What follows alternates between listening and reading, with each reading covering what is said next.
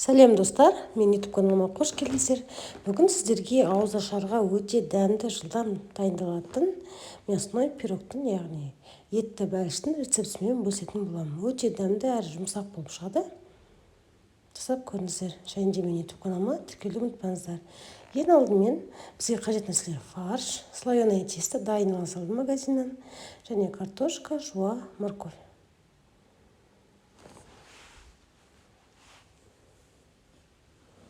Ең алдымен жуамызды турап аламыз, пиязымызды кубик-кубик қып.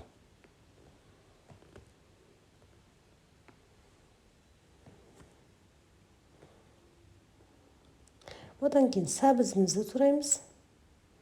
Барлық көкөністерді осылай кубик-кубик қып тураймыз.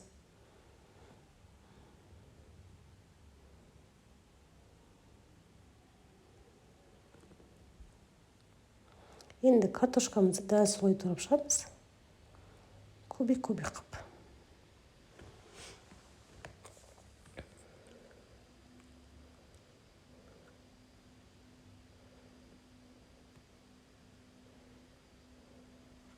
Пешімізді қыздырып қойып, сеумайымызды құямыз. Табамызға біріншіден алдымен жуан саламыз. Жуан шамалы сарғайғанша қуырып аламыз. Үстінен сәбізімізді саламыз. Жақсылап араластырамыз. 5 минуттай тушить етіп аламыз. Оның үстіне картошкамызды салып қуыра бастаймыз. 10 минуттай осы көкөністерін өздерін қуырамыз.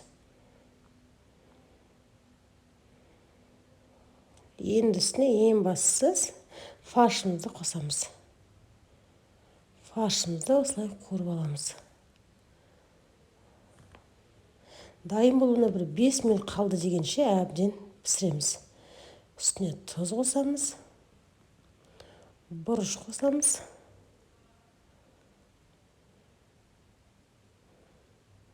Жақсылап араластырып, начинкамызды қуыра бастаймыз. Пісуіне 5 минут қалғанша, әбден дайын болғанша почти пісіреміз. Ал біздің начинкамыз жартылай дайын уже. 5 минуттай қалды, шамалы ғана. Енді қамырымызды осындай слоеное тесто. Жаңағы начинкамызды пісті-ау дегенде сөндіре саласыздар ғой. Қамырымызды осылай екіге бөлеміз. Сосын жақсылап жаямыз. Менде форма 28 дециметрлік форма, үлкен формаға дайындадым. Сондықтан қамырды осылай үлкен қылып жайып жатырмын.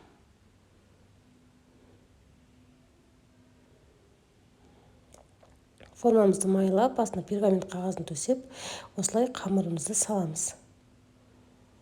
Жақсылап салып аламыз қамырымызды осылай. Қамырдың үстіне жаңағы дайын болған начинкасын, яғни фаршты саламыз. Қуырылған. Тегістеп бетін, енді бетін дәл осылай қамырмен жабамыз, жаңағы жарты қамырмен қалған. Жан-жағын осылай әдемілеп біріктіріп шығамыз. Енді бетіне жұмыртқаның сарысын ортасын осылай тесіп, бетіне жұмыртқаның сарысын осылай толық жағамыз. Барлық жан-жағына.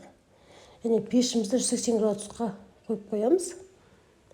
180 градусқа жобамен бір 30 минуттай піседі. Жаңағы қамырымыздың беті қызарғанша күтесіздер. Бетіне күнжіт септім. Ал кеттік. Ал біздің пирогымыз дайын болды. Міне жаңа ғана пештен шықты. Осындай үлкен болып көтеріліп пісті. Өте дәмді. Міне разрезінде осылай тұрады. Начинкасын барлығы сочный болып тұр. Сіздерге ұнайды деген ойдамын. Мен YouTube каналыма тіркелуді ұмытпаңыздар. Келесі рецепттермен міндетті түрде сіздермен бөлісетін боламын. Сіздермен бірге болған айман ас болсын.